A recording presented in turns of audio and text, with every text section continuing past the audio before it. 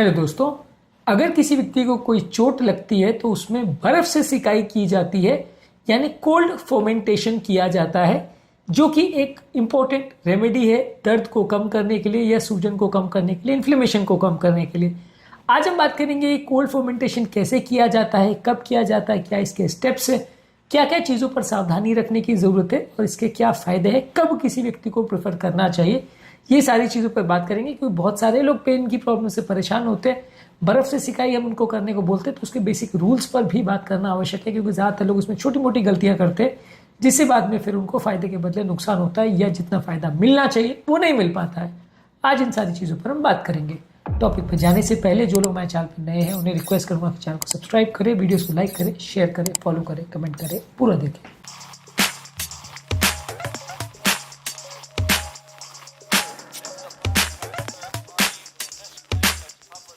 सबसे पहले समझने की आवश्यकता है कोल्ड फर्मेंटेशन यानी कोल्ड कंप्रेस।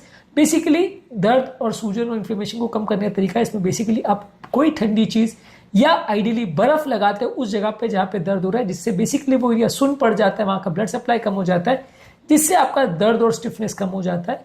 ये करने के लिए आप एक साफ तौलिया या एक कपड़ा लेते, उसमें बर्फ लगाते, या बेसिकली आप आइस पैक ले सकते हैं, या मान लीजिए मार्केट में जैसे मटर और ऐसी चीज़ें जो फ्रोजन आती है, फ्रोजन मटर, उसका पैक अगर पड़ा हो तो वो भी ले सकते हैं, उससे भी आप सिकाई कर सकते हैं। मान लीजिए अगर आपके पास आइस पैक नहीं है तो इसके अलावा आप एक प्लास्टिक बैग में आइस पैक रख सकते हैं या एक पतले कपड़े में आइस के पैक्स को डाल सकते हैं। इसके बाद इसको प्रिपेयर करने के लिए आप जो एरिया में आपको दर्द या सूजन या जलन का एहसास हो रहा है वहां पे इसको लगाएं, लेकिन डायरेक्टली बर्फ को नहीं लगाएं, किसी कपड़े में या प्लास्टिक में उसको बांध करके तब लगाए। स्किन के डायरेक्ट कांटेक्ट में नहीं आना चाहिए, नहीं तो वो एरिया को डैमेज कर सकता है। इसका प्रयोग लोगों को लगभग 10 से 15 मिनट तक एक बार में करना चाहिए और 1 से 2 घंटे के बाद रिपीट करना चाहिए।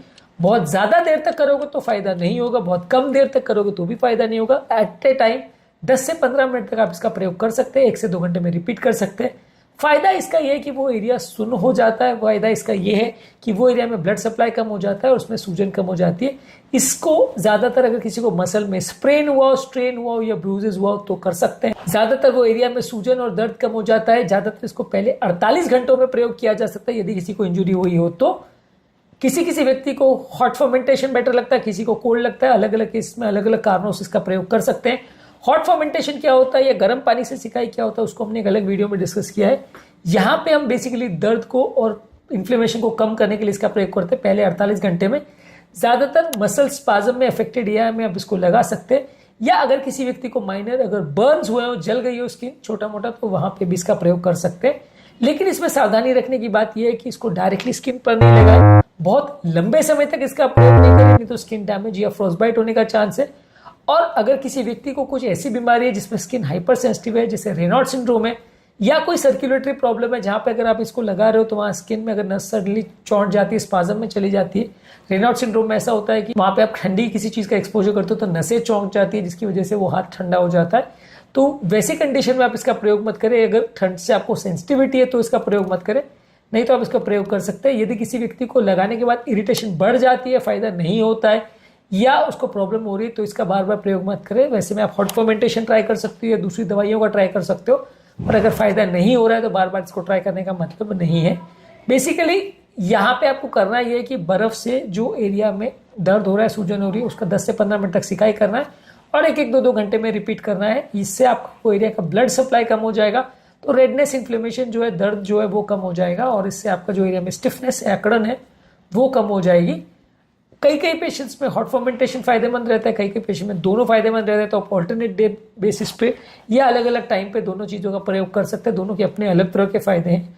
हॉट फर्मेंटेशन को हमने एक अलग वीडियो में डिस्कस किया, आप उसे भी जरूर चेकआउट करें। बट बेसिकली शॉर्ट में हमने कुछ टिप्स पर बात करी जो कोल्ड फर्मेंटेशन यानी बर्फ से सिकाई करने के दौरान याद रखने की आवश्यकता है। उम्मीद करूंगा कि आज के टॉपिक में कुछ नई बातें जानने को मिली होगी।